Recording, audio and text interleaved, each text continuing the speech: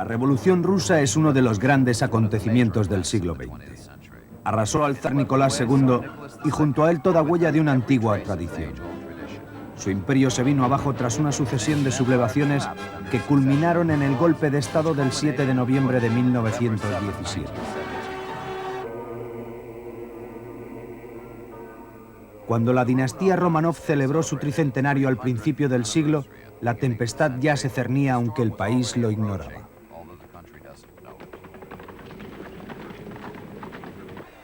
Las nuevas tendencias vienen de Francia, Alemania e Inglaterra, países que a menudo acogen a los exiliados que traerán el marxismo a Rusia. Entre ellos está Ilich Ulyanov, que más tarde se llamaría Lenin. Aquí le vemos con peluca en una foto de identificación falsificada. Tiene 30 años y lleva haciendo una dura campaña desde 1895. Ha huido al extranjero para escapar de la policía imperial. Una gran huelga se declara en Bakú en diciembre de 1904, a la que sucederían manifestaciones en San Petersburgo el 8 de enero de 1905.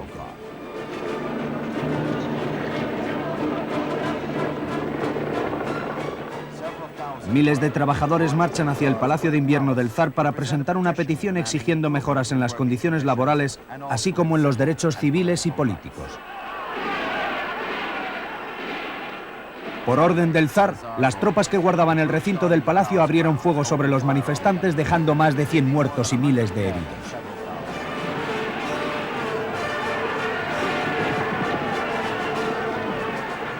El horror provocado por esta masacre de una multitud indefensa ha permanecido en la historia rusa bajo el nombre de Domingo Sangriento.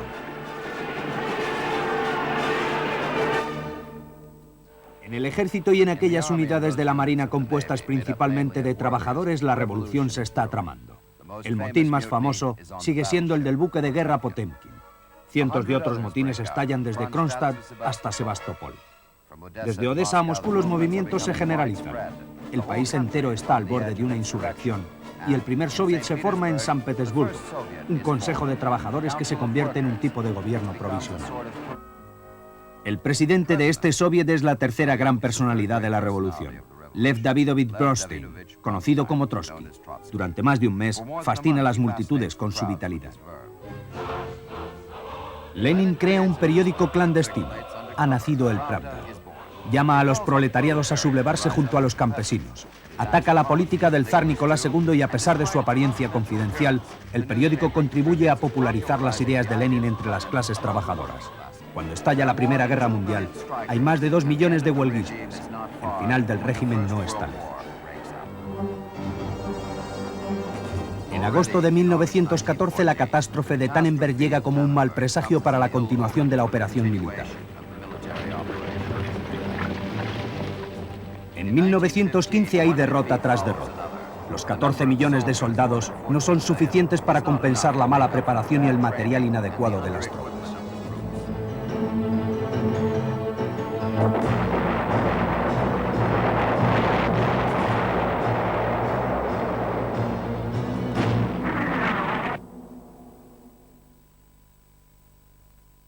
Al final de 1916, a pesar de una ofensiva brillante del general Brusilov, las pérdidas rusas son enormes. Más de 1,5 millones de muertos y 2 millones de prisioneros.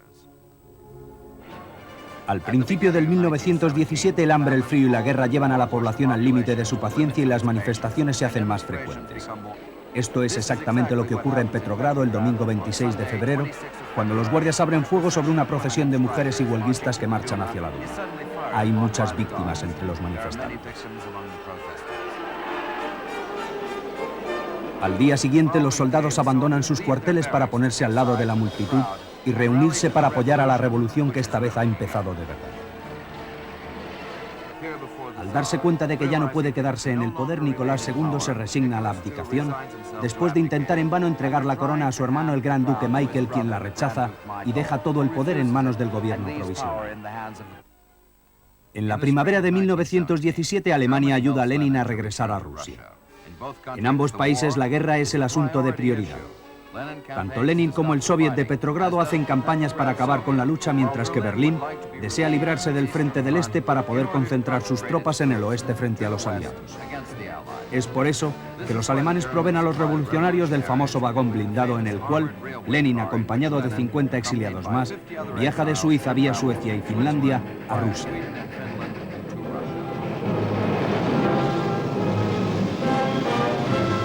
Lenin llega a Petrogrado un mes después de la caída de la monarquía. Pocos días después, León Trotsky regresa de su exilio en Boston. Los dos héroes de la revolución están ahora preparados.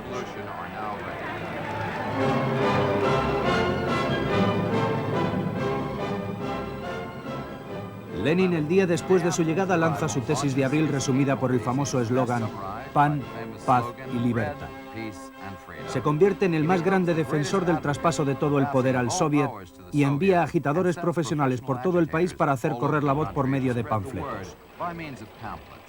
El 3 de julio, un tiroteo causa la muerte a 400 personas. Tras la crisis, el gobierno se reconstituye, pero inmediatamente después el nuevo presidente de la coalición, Kerensky, se encuentra de nuevo bajo presión, esta vez de la derecha. El general Kornilov organiza un golpe de Estado con el fin de eliminar la anarquía en el ejército y establecer una autoridad sólida para hacer frente a la catastrófica situación militar.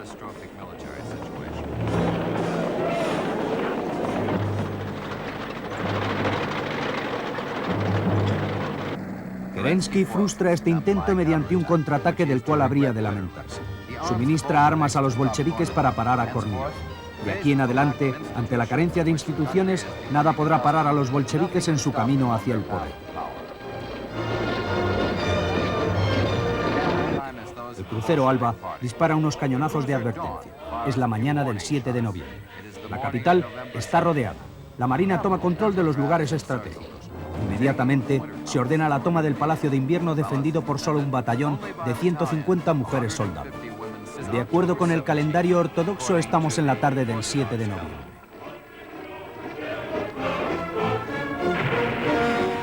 Dentro del Palacio de Invierno toman de rehén al gobierno. Hacia las 2 de la madrugada, un pequeño grupo de soldados, seguidos de una multitud desorganizada, toman el palacio. 3 oficiales son heridos y se producen saqueos. Detienen a los ministros. El primer gobierno de Lenin se reúne. Al llegar al poder, los bolcheviques encuentran la situación bastante diferente a la prevista en sus teorías. Pero Lenin sabe que si la revolución ha de triunfar, la guerra debe cesar. Firma un armisticio y empieza a negociar con los alemanes. Trotsky es uno de los negociadores. El desquite de los alemanes es devastador. Su ejército avanza atravesando Rusia sin encontrar resistencia alguna. Pocos días después, se firma el humillante Tratado de Brest-Litov. La reciente ofensiva alemana anima a los aliados a hacer una intervención militar. En el periodo entre la primavera y el verano de 1918, los americanos y los británicos llegan al territorio ruso para reforzar el frente oriental con 13.000 hombres.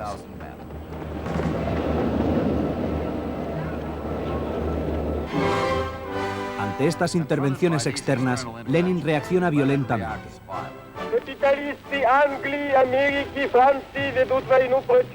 Este discurso constituye uno de los documentos de archivo de valor excepcional. En él denuncia a aquellos capitalistas extranjeros que intentan restablecer al zar y armar a los enemigos del nuevo régimen.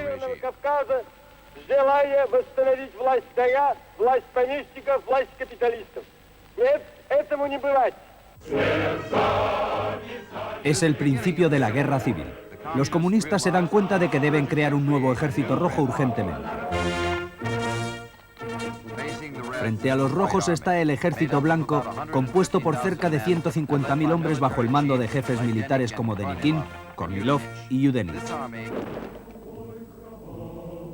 Frente a este peligro, Lenin decreta que el ejército sea reforzado. Confía el mando del ejército a Trotsky, quien da la espalda al romanticismo revolucionario y demuestra ser un táctico excepcional y un líder implacable. Lenin usa la fuerza para salvar la revolución. Establece un sistema de represión fundado sobre la Cheka, la policía política. En 4 años, ejecutan a 140.000 personas y deportan a otros 60.000 a 130 campos de prisión. Como gesto simbólico, asesinan al zar y a toda su familia.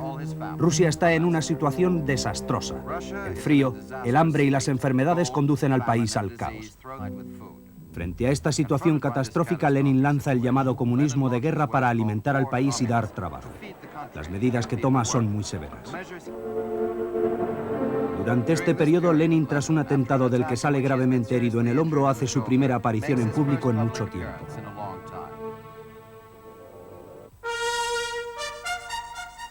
Los ejércitos blancos, después de reunificar su comandancia en Ufa, inician dos ofensivas de gran envergadura.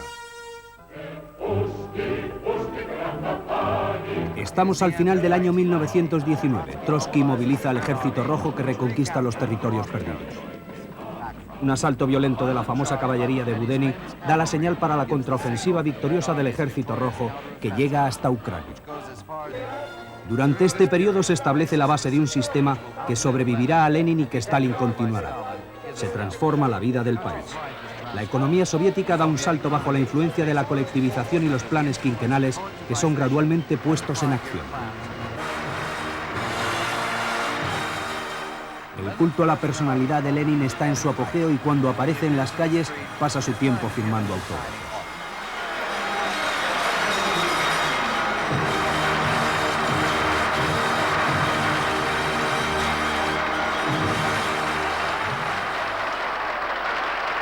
Cuando Lenin está seguro de tener el país bajo su control, vuelve su atención sobre otros países y forma la Tercera Internacional Comunista, o Comintern, en marzo de 1919.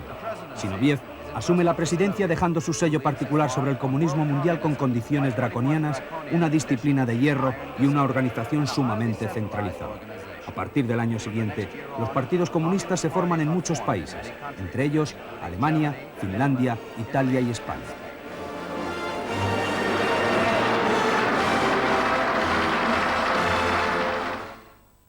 Una de las sublevaciones más violentas empieza en Kronstadt. La crueldad de las represalias produce tanto pánico que Lenin, al darse cuenta de que el comunismo absoluto está fallando, crea la NPE, la nueva política económica. Vuelve a una economía de mercado y el dinero vuelve a reemplazar al pueblo. Frenan la expropiación y establecen un nuevo sistema de impuestos. Los campesinos vuelven a gozar de libertad comercial. Cuando se forma la NPE en 1922, Lenin ya está enfermo. Ha tenido un infarto y empieza a sufrir de parálisis. Tiene dificultad en controlar la oposición a su repentino cambio de política y se ve obligado a ir dejando sus deberes al encontrarse cada vez más incapacitado físicamente. Sacando ventaja de este vacío, Stalin aumenta su poder y en 1922 es elegido secretario general del Partido Comunista. Estas son las últimas imágenes de Lenin vivo, la última aparición pública. Está paralizado y ya no puede hablar.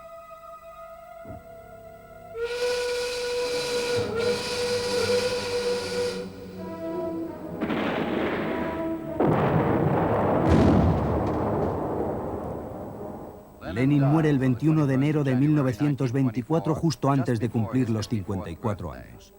Su cuerpo es llevado a Moscú a bordo de un tren especial.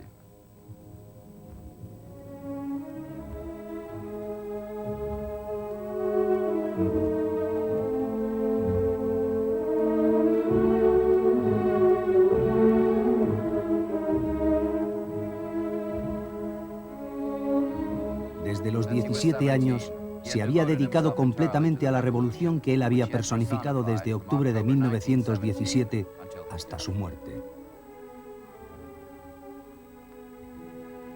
Fue él quien estableció el sistema unipartidista que llevó al más extremo totalitarismo.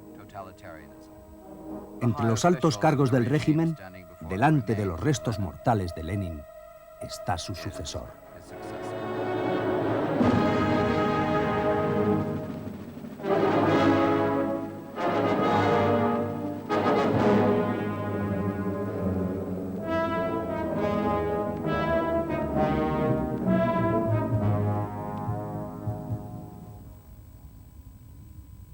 La dictadura de un hombre habría de seguir a la dictadura del proletariado.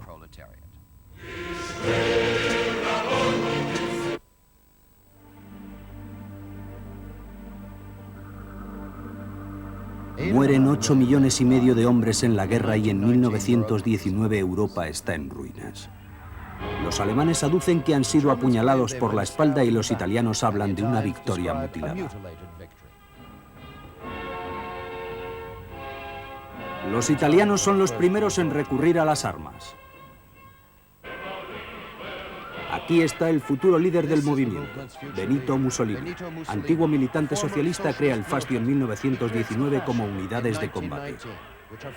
El fascismo es menos una doctrina que una acción violenta concertada con miras a hacerse con el poder. Mussolini utiliza las circunstancias inteligentemente, suprime los aspectos revolucionarios de su programa y envía a sus camisas negras contra todo lo que vagamente recuerde a la izquierda. Contarán con 700.000 miembros para 1922.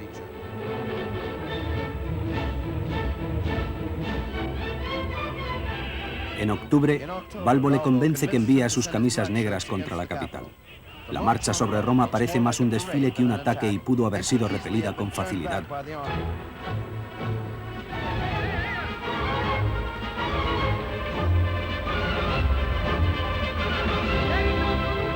La marcha sobre Roma se convirtió en una leyenda fascista y el 30 de octubre el rey recibe a Mussolini y le pide que forme un nuevo gobierno. Al final de 1925 el presidente del Consejo se convierte en el duce.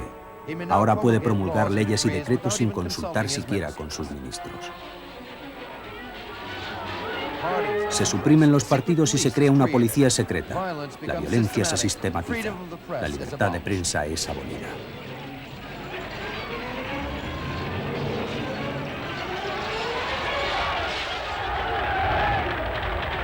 La dictadura se instala.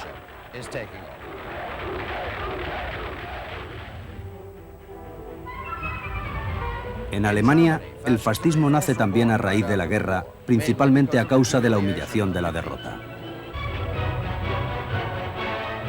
Se forma una república socialista tras la abdicación de Guillermo.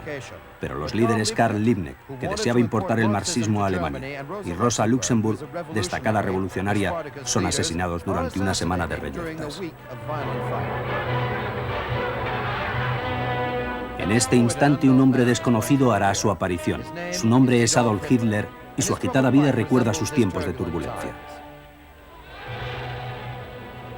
Nace en Austria cerca de la frontera alemana y suspende en sus estudios de arte en Viena, a la sazón un refulgente ejemplo de cultura e inteligencia. Empieza su odio por los judíos, de los cuales hay muchos en Viena. En 1919 se une a un grupúsculo y lo rebautiza como Partido Nacional Socialista de los Trabajadores Alemanes. Impone la esvástica y le pide a Rom que organice una milicia, la SA. 1923 es un año trágico para Alemania. La depresión es particularmente dura con los trabajadores. Se arruinan accionistas y jubilados. La extrema derecha también utiliza la situación. Hitler provoca un altercado en una taberna de Múnich en noviembre de 1923. Le arrestan y condenan a pasar 5 años en prisión. Es allí donde escribe el Mein Kampf, Mi lucha, cuya premisa principal es una sola y trágica idea. El mundo es una jungla donde solo sobreviven los más fuertes. Las razas blancas, sobre todo la aria, es superior a todas las demás, especialmente a los judíos, que son la corrupción de la humanidad y deben ser eliminados. En Italia, Mussolini consolida las instituciones fascistas. La idea es sencilla: controlar la población en cada una de sus fases para enseñarle la conducta adecuada. Sois mis guardaespaldas y los baluartes de mi régimen, dice a los que le escuchan.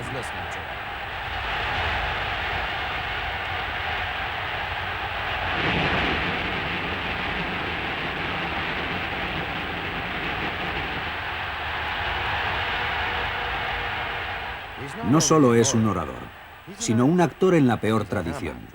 Gesticula, hace muecas, imita, posa, todo le vale. Fascinados los públicos le idolatran. Las madres le piden que bendiga a sus niños y los campesinos se arrodillan a su paso.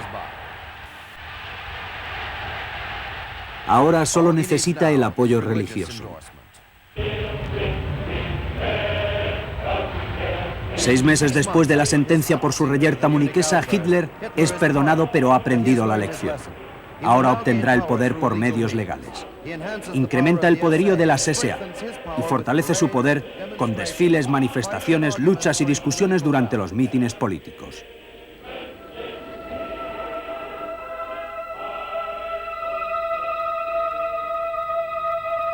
opta por cualquier símbolo de violencia como en esta ceremonia pagana de banderas. En 1930, durante las elecciones legislativas, los escaños nazis ascienden de 12 a 107. En 1932, habiendo adquirido la nacionalidad alemana, Hitler se enfrenta a Hindenburg por el cargo de presidente.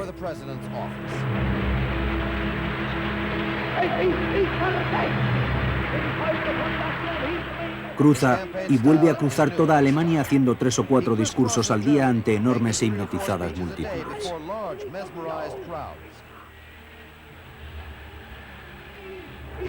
Obtiene 13,5 millones de votos, un 37% del total. Viejo e inseguro, finalmente Hindenburg designa canciller a Hitler el 30 de enero de 1933. Observando la tradición, hace que Hitler jure la Constitución de Weimar. En realidad, la República agoniza. Esa noche, un triunfal desfile de antorchas pasa por debajo de las ventanas de la Cancillería entonando: «Hoy es nuestra Alemania, mañana lo será el mundo».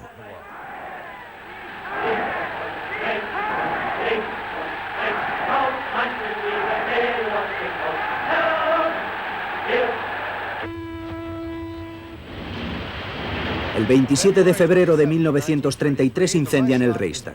La oportunidad es perfecta para Hitler, que exige a Hindenburg que firme un decreto suspendiendo las libertades fundamentales al día siguiente. Hay purgas en la universidad. En todas las ciudades importantes se queman libros escritos por autores marxistas, pacifistas y judíos. El poema de Heine, Lorelei, aparece en los libros escolares con una nota que dice autor desconocido. El antisemitismo es evidente. La tortura y el sadismo adquieren naturaleza oficial. Las primeras persecuciones surgen en 1933. Himmler crea Dachau en marzo de 1933. Es el primer campo de concentración al que seguirán otros.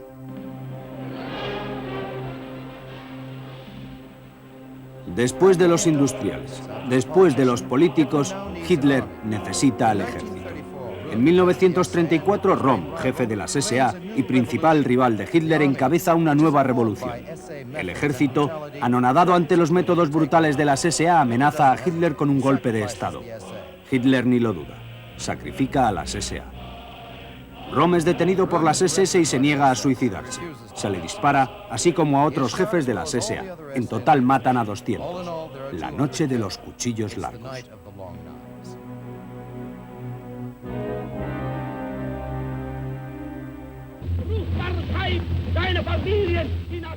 Hitler organiza un plebiscito que le otorga el 90% de los votos. Ahora puede hacer todo lo que desea, emplear su autoridad. Y así lo hace gracias a su particular talento para la oratoria. Sus discursos parecen crear un mágico hechizo sobre su audiencia. Ya no son políticos, sino fanáticos, misteriosos y místicos. Ha estudiado gestos, entonaciones y posturas, lo cual no le impide improvisar durante varias horas. El progreso industrial es asombroso. En 7 años se duplicará. Para 1938 ya no habrá desempleo. En 1934, Hitler inicia un programa de autopistas para fines tanto civiles como militares que empleará a 15.000 personas. En 1939, la red cubrirá 3.000 kilómetros. Un día se preguntará quién tuvo razón, el visionario o sus oponentes. En 1933, Alemania proclama su salida de la Sociedad de Naciones y la intención de rearmarse. Amenazado, el canciller Dollfuss de Austria explica sus temores. La respuesta llega un mes más tarde. Dollfuss es asesinado por terroristas nazis. Goebbels niega toda responsabilidad y Mussolini impide un primer Anschluss, apostando sus tropas a lo largo del Brenner. Así, Hitler se dirige al oeste hacia el Sarre.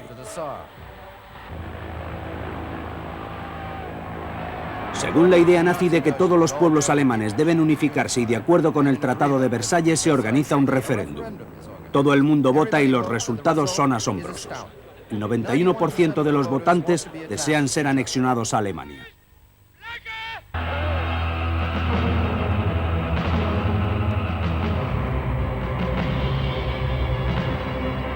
Se acelera el armamento de la Wehrmacht y la Guerra Civil Española permitirá a los alemanes probar su nuevo material.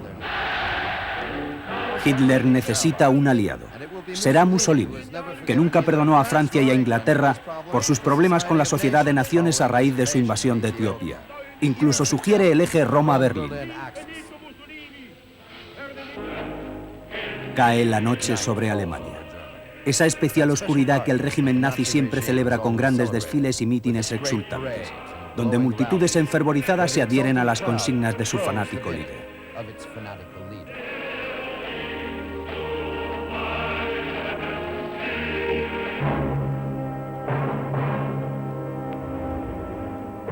La violencia alcanza su paroxismo los días 9 y 10 de noviembre. Se organizan grupos en toda Alemania. En Berlín, los habitantes queman sinagogas, destruyen y saquean tiendas, desacralizan cementerios. Es la noche de cristal. Desvarío y locura. Una guerra mundial está a punto de empezar. Joachim Fest, un historiador germano, escribirá: la vida de Hitler apenas merece una descripción si no nos fijamos en circunstancias que sobrepasen su persona y si su biografía no formase parte inseparable de una era. Tal fue su naturaleza, que su destino era alcanzar el desastre en el cual él mismo llegó a perecer.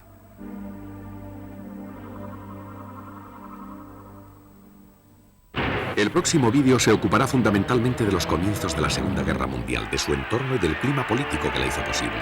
Contará cómo, por qué y para qué se fraguó la gran contienda, analizará las ambiciones imperialistas de Hitler y expondrá otras razones de la cruel sinrazón.